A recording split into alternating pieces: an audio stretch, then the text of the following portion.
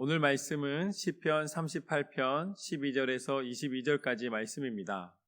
반박할 말이 없나이다 라는 제목으로 함께 나누도록 하겠습니다. 사람은 태어나면서부터 이 관계가 형성돼서 살아갑니다. 딱 태어나자마자 어머니가 낳아주셨기 때문에 어머니와의 관계가 딱 보이죠. 그 다음에 이제 부모님과의 관계가 형성된 것입니다. 그런데 이 관계는 내가 선택하거나 만들 수 있는 관계가 아닙니다. 태어났더니 그렇게 이미 형성된 관계입니다. 그런데 그 어머니와 아버지의 관계가 형성될 수 있도록 그거를 또 만든 분이 계실 거 아니에요? 그분이 바로 하나님이십니다. 그래서 우리가 육체의 관계의 시작은 부모님과의 관계이고 그것을 조성하시고 창조하신 하나님과의 관계가 그 모든 것을 가능케 하였다. 그런데 하나님은 영이시기 때문에 우리는 하나님과의 관계를 영적인 관계다라고 부릅니다. 그런데 이 관계라는 것은 좋을 수도 있고 나쁠 수도 있습니다. 형제끼리도 싸울 수가 있고 부모님과 자녀가 또 마음이 불편할 수도 있어요. 그렇지만 언제 그랬냐는 듯이 다시 또 가족이기 때문에 한 마음이 되는 것이죠. 이것처럼 우리가 멀리 떨어질 수도 있고 마음적으로 그리고 또 가까워질 수도 있는 좋을 수도 있고 나쁠 수도 있는데 우리가 회복이라는 단어는 바로 좋은 관계를 다시 이루어가는 것입니다. 그런데 우리가 하나님으로부터의 관계, 하나님과의 관계 속에서 하나님과 멀리 떨어져 있을 때 다시 하나님과 가까워지는 관계를 우리는 뭐라고 표현하냐면 바로 관계의 회복이라고 표현을 합니다. 사람 사이에도 마찬가지지만 영적인 하나님과의 관계의 회복, 그것을 오늘 우리는 나누도록 하겠습니다. 오늘 다윗의 시편 말씀을 통해 우리는 세 단계로 나눠서 하나님과의 영적인 관계 회복에 대해 함께 나누도록 하겠습니다. 오늘 말씀의 시작은 이렇습니다. 12절부터 14절까지 말씀을 보면 이렇게 나와 있습니다.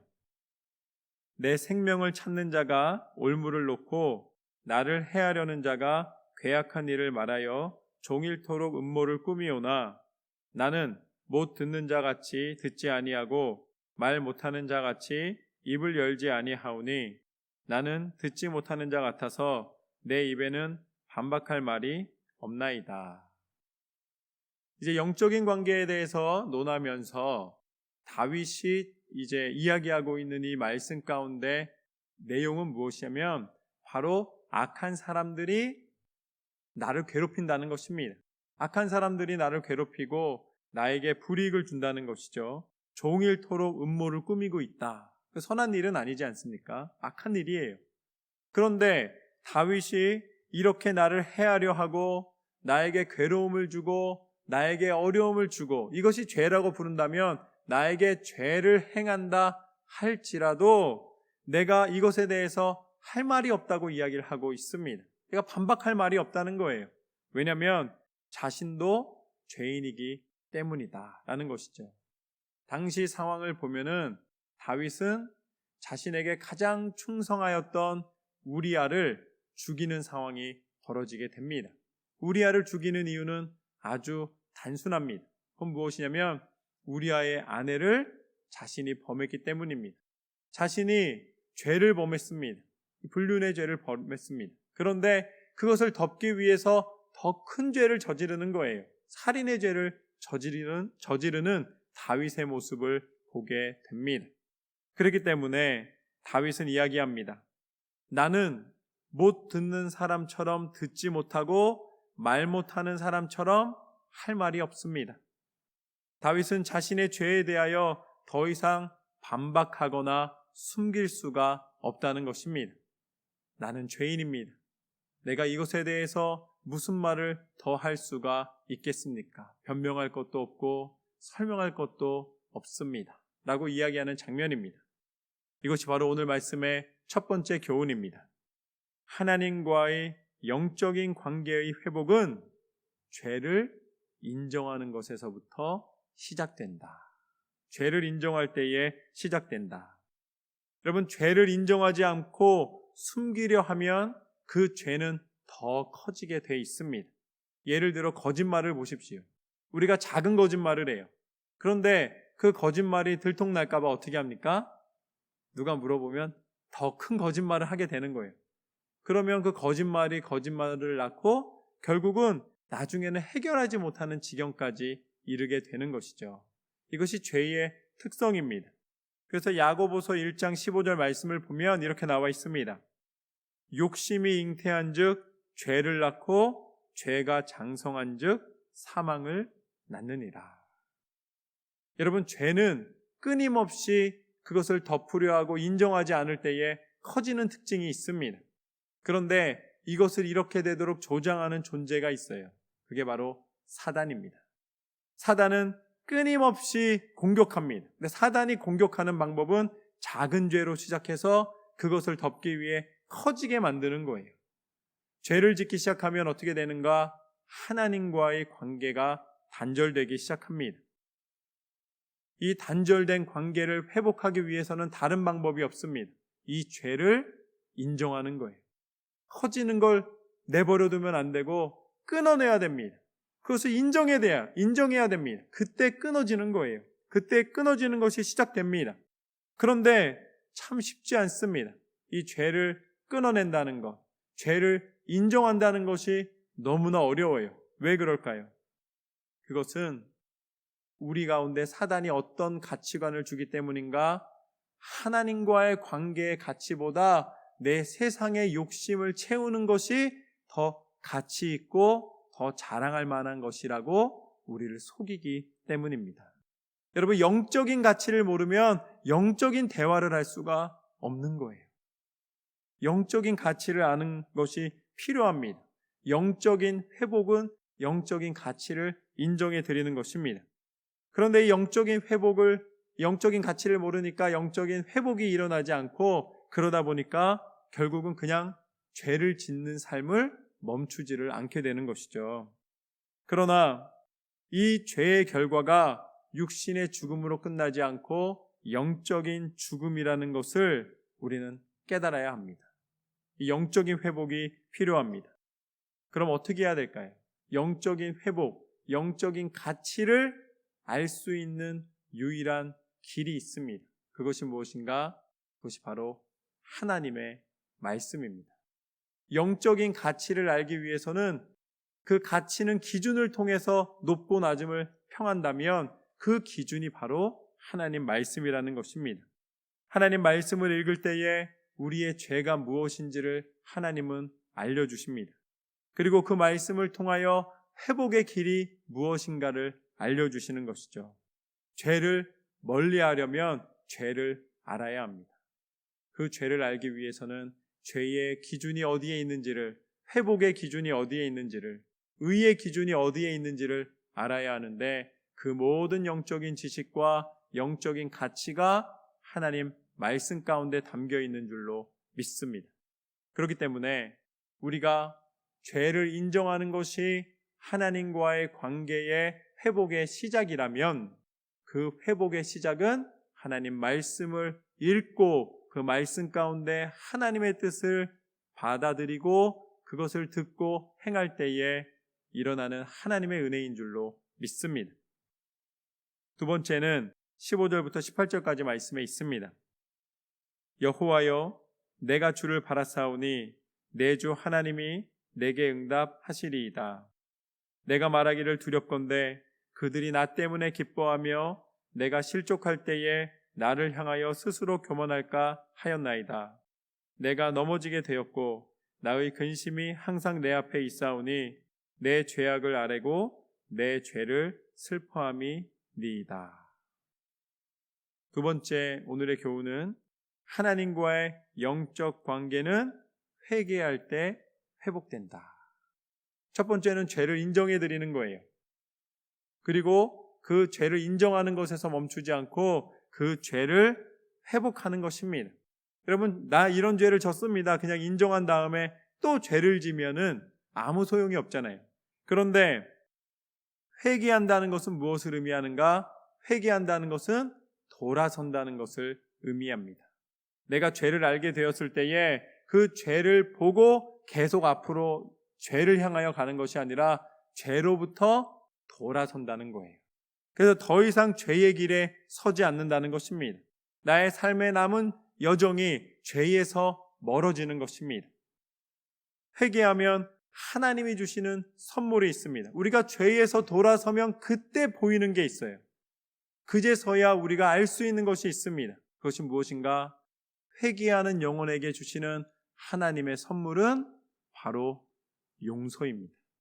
하나님은 회개하는 사람에게 용서를 베풀어 주시는 줄로 믿습니다. 다르게 말하면 회개 없는 용서는 없는 거예요. 그냥 언젠가는 용서해 주시겠지 이게 아닙니다. 회개하는 입술에게 하나님께서는 용서를 통하여 그 관계를 회복하여 주시고 하나님의 은혜를 허락하여 주십니다. 그리고 회개하는 영혼을 용서해 주신 다음에 하나님이 다른 것과 비교할 수 없는 큰 선물을 또 허락해 주십니다. 한 개를 더 주세요. 그게 무엇인가? 누가복음 11장 13절 말씀을 보면 이렇게 나와 있습니다. 너희가 악할지라도 좋은 것을 자식에게 줄 알거든 하물며 너희 하늘 아버지께서 구하는 자에게 성령을 주시지 않겠느냐 하시니라. 하나님이 하나님의 사람에게는 무엇을 허락하여 주시는가? 성령을 허락하여 주시는 줄로 믿습니다. 하나님은 성령을 주시는 거예요. 성령의 능력이 임하시기를 원하신다면 여러분 회개하시기를 주님의 이름으로 축원합니다.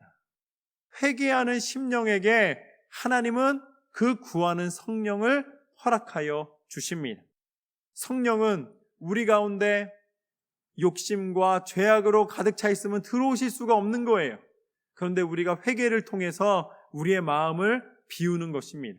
우리 마음 가운데 있었던 모든 불안과 두려움과 낙심과 또한 죄악의 마음과 욕심을 다 회개하면서 비우게 되면 그 자리에 하나님이 주시는 성령이 임하시게 됩니다. 그리고 성령의 능력이 우리 가운데 나타나게 되는 것이죠. 그때 비로소 우리는 하나님 앞에 온전한 기도를 드릴 수가 있습니다. 저는 오늘 여러분에게 이 기도의 가장 기본적인 단계에 대해서 좀 말씀을 드리려고 합니다. 다 아시겠지만 한번 아시는 분들은 점검하는 차원에서, 그리고 또 혹시 초신자들은 기도를 어떻게 하면 될까요? 물으셨을 때에 이 기도의 5단계가 있습니다. 그것을 알려드리겠습니다. 첫 번째는 무엇인가? 첫 번째는 바로 감사입니다. 우리가 기도의 문을 열 때 하나님 앞에 기도할 수 있는 믿음을 주시고 기도할 수 있는 건강을 주시고 기도할 수 있는 능력을 허락하여 주심을 다시 한번 감사 찬송하는 것입니다. 하나님 감사드립니다. 이 시간 내가 하나님 앞에 기도할 때에 온전히 하나님만이 영광 받으시옵소서. 하나님은 나를 사랑하시고 은혜 가운데 이끌어 주시는 하나님이십니다. 감사의 고백을 드립니다. 그 다음에 바로 하는 것이 무엇인가? 바로 회개의 기도를 드리는 거예요. 하나님 앞에 회개하며 나아갈 때에 하나님께서는 우리와 하나님과의 관계 가운데 용서하여 주시고 관계를 회복하여 주시고 그때 하나님께서 우리의 기도를 들어주시기 시작하십니다. 회개의 고백으로 하나님 앞에 나아가는 것이 두 번째입니다. 그리고 이제 세 번째가 무엇입니까? 세 번째가 바로 중보 기도를 시작하는 것입니다. 나를 위한 기도를 먼저 시작하는 것이 아니라 하나님께서 내게 기도하게 하시는 분들을 위해 기도하는 거예요. 나라와 민족과 교회와 또 목회자와 함께 동역하는 성도님들과 모든 기도 제목을 통하여서 하나님 앞에 두루 하나님이 나에게 허락하여 주신 이 아름다운 관계와 또 환경과 또한 모든 기회들과 하나님의 은혜를 고백하는 것입니다. 간구하는 것입니다.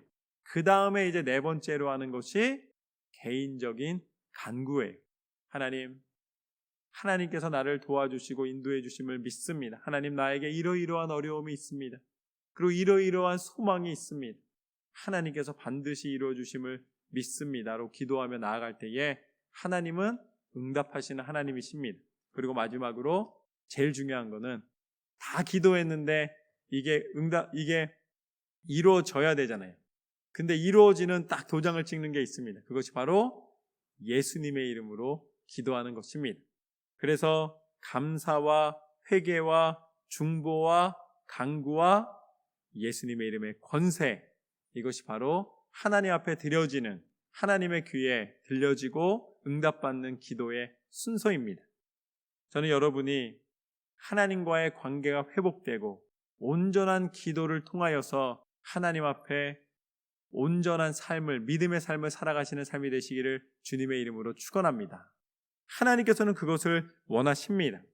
그래서 오늘 말씀의 19절부터 22절까지 말씀을 보면 이렇게 나와 있습니다. 내 원수가 활발하며 강하고 부당하게 나를 미워하는 자가 많으며 또 악으로 선을 대신하는 자들이 내가 선을 따른다는 것 때문에 나를 대적하나이다. 여호와여, 나를 버리지 마소서. 나의 하나님이여, 나를 멀리하지 마소서. 속히 나를 도우소서. 주 나의 구원이시여.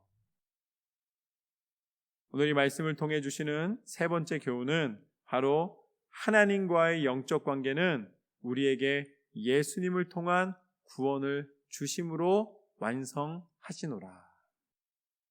다윗이 이렇게 말하고 있습니다. 내 원수가 활발하며 강하고 부당하게 나를 미워하는 자가 많으며 또 악으로 선을 대신하는 자들이 내가 선을 따른다는 것 때문에 나를 대적하나이다. 여러분, 다윗은 믿을 수 있는 사람이 없었어요.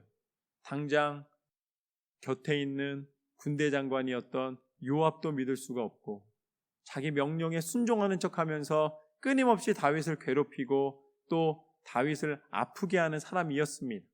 그리고 아들이었던 압살롬은 어떻습니까? 아도니아는 어떻습니까? 모두가 다 다윗의 아들이었지만 순종하거나 아니면 아버지를 위한 것보다는 자신의 욕심을 채우기에 급급했습니다. 때마다 시마다 많은 사람들이 다윗 곁에 있었지만 가장 소중했던 친구 요나단은 죽게 되었고 다윗 곁에서 다윗을 진심으로 사랑하고 어떻게 보면 함께 마음을 나눌 수 있는 사람이 없었습니다. 누구도 믿을 수가 없는 거예요. 하나님, 내가 눈을 들어보면 수없이 많은 대적들이 안으로 밖으로 나를 공격하려 하고 있습니다. 하나님, 이러한 상황 속에 어디에 소망을 둘 수가 있을까요? 그때 하나님께서는 다윗에게 알려주십니다. 그리고 그 내용은 이렇습니다. 에베소서 6장 12절 말씀을 보면은 이렇게 나와 있습니다.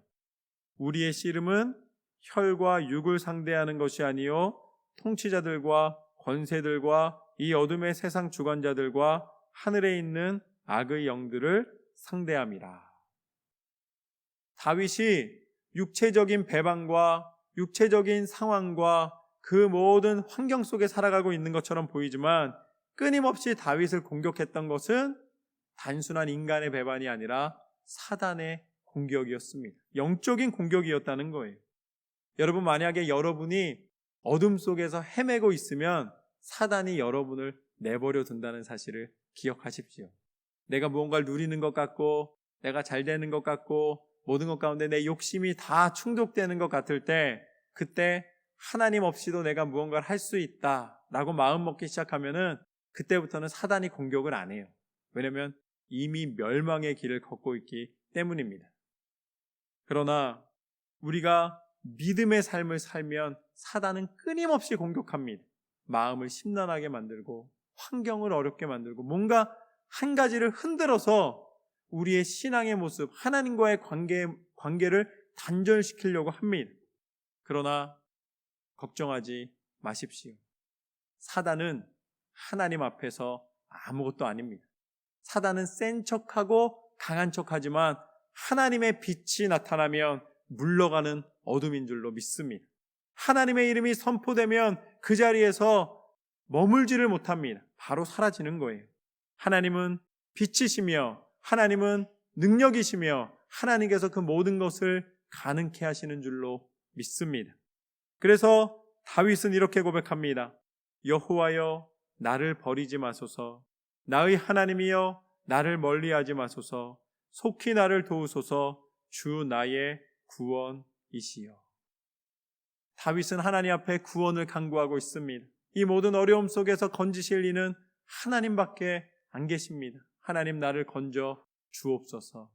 이 고백은 다윗의 고백이었고 또 하나님의 백성들의 고백이었고 하나님을 찾는 이들의 간절한 간구였습니다.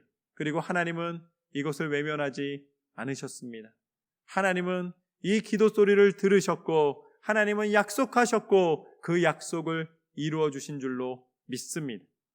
하나님의 약속의 성취, 그분이 바로 예수 그리스도이십니다. 예수님께서는 우리를 구원하시기 위해서 이 땅 가운데 오셨습니다. 그리고 하나님의 그 사랑을 우리 가운데 증거하시고 전하셨습니다. 그리고 마지막에 십자가에 달려 죽으시기까지 우리의 모든 죄를 담당해 주시기 위하여서 끝까지 순종하셨고 끝까지 포기하지 않으신 줄로 믿습니다. 십자가의 사랑이 우리의 소망이 되며 십자가의 사랑이 우리의 모든 죄를 사하여 주시고 하나님께서 우리를 구원하여 주시는 사랑의 증거가 되신 줄로 믿습니다. 그리고 다시 부활하시사 부활의 첫 열매가 되셔서 모든 예수님의 이름을 믿는 자들에게 하나님 백성 되는, 천국 백성 되는 은혜를 허락하여 주신 줄로 믿습니다. 구원은 하나님의 손에 있노라. 우리가 하나님 앞에 간구할 때에 그 어떤 것으로도 받을 수 없는 가장 큰 선물을 하나님은 우리에게 이미 허락하여 주신 줄로 믿습니다. 오늘 우리는 하나님과의 관계 회복에 대하여서 세 가지를 나누었습니다. 첫 번째, 하나님과의 관계 회복은 죄를 인정하는 것에서부터 시작된다. 죄는 변명하는 것이 아닙니다. 죄는 인정하는 것입니다. 말씀을 읽고 죄를 깨닫고 분별하여 하나님 앞에 다시 한번 나아가는 저와 여러분의 삶이 되시기를 소망합니다. 두 번째, 하나님과의 영적 관계는 회개할 때에 회복된다. 우리가 회개할 때에 하나님께서는 우리에게 용서를 베풀어 주십니다. 그리고 용서로 그냥 용서했으니까 끝나는 것이 아니라 또한 성령께서 친히 임하여 주시사 회개한 영혼에게 새 힘을 주시고 다시 하나님과의 관계를 통하여 하나님의 일을 행하게 하시는 줄로 믿습니다. 마지막으로 하나님과의 영적 관계의 회복은 하나님이 우리 가운데 허락하여 주신 예수 그리스도 이름의 권세, 그 구원의 능력을 통하여 증거되었노라. 이미 예수님의 이름을 믿음으로써 구원받은 축복의 사람은 하나님과의 가장 긴밀한 관계를 얻고 하나님과 동행하는 삶을 살아가는 줄로 믿습니다. 그렇게 오늘 말씀대로 다윗의 고백과 같이 기도로 승리하시는 저와 여러분의 삶이 되시기를 주님의 이름으로 축원합니다.